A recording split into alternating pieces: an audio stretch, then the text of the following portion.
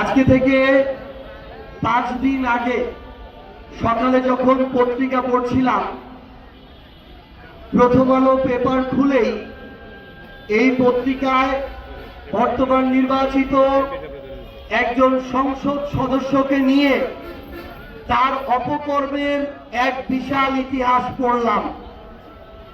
21শে জুলাই 2026 প্রথম আলো। তার অপকর্মের ফিরিস্তিগুলো লাইন আকারে আপনাদের সামনে তুলে ধরতে চাই সংক্ষিপ্তভাবে।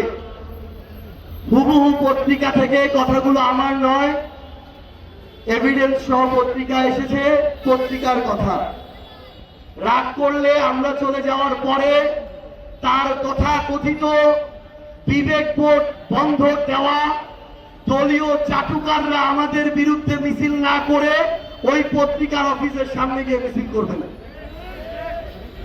স্পষ্টভাবে লেখা আছে, শিক্ষা প্রতিষ্ঠান দখলের চেষ্টা ও চাঁদাবাজিতে জড়িত থাকার অভিযোগ। দল থেকে তাকে বহিষ্কার করা হয়। তার বিরুদ্ধে মামলা করেন কেন্দ্রীয় বিএনপির একজন যুগ্ম মহাসচিব। প্রতিপক্ষের বিরুদ্ধে হামলা, মামলা ও ঝুট ব্যবসা নিয়ন্ত্রণের সকল অপচেষ্টা, দলীয় শৃঙ্খলা ভঙ্গ করে নানা ধরনের অনৈতিক অপতৎপরতায় লিপ্ত থাকার কারণে বিএনপি থেকে শোকজ। নিজের দলের ছাত্রদল, যুবদল, বিএনপির যারা তার কথা শোনে না, তার কথায় উঠবোস করে না, তাদের উপরে হামলা করা, তাদেরকে প্রোগ্রাম করতে না যাওয়া, তাদেরকে রাজনীতি করতে বাধা দেওয়া।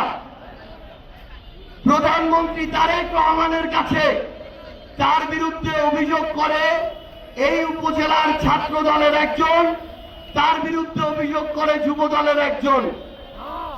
মতের অমিল হলেই বিগত দিনের পরীক্ষিত দলের নেতাকর্মীদের উপরেও নির্যাতন চালান। এই ধরনের একজন লোককে যখন এই ভালুকার মানুষ ভোট দিয়ে সংসদে পাঠায়, তখন যারা তাকে ভোট দিয়ে পাঠায় তাদের জন্য লজ্জা এবং ধিক্কার জানিয়ে আজকে আমি আমার কথা শুরু করছি। এই ভালুকার কোনদিন পরিবর্তন হবে না যতদিন আপনার ওই পচা বিবেকবোধের পরিবর্তন না হয়। এই ভালুকার কোনদিন পরিবর্তন হবে না যতদিন আপনি দলীয় চাটুকার থেকে বের হতে না পারেন।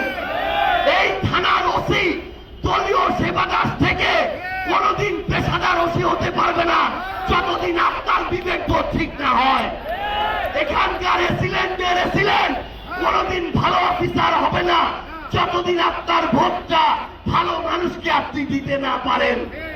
এইখানকার রাজনীতির কোনদিন পরিবর্তন হবে না যতদিন না আপনার রাজনীতির পরিবর্তন হয়।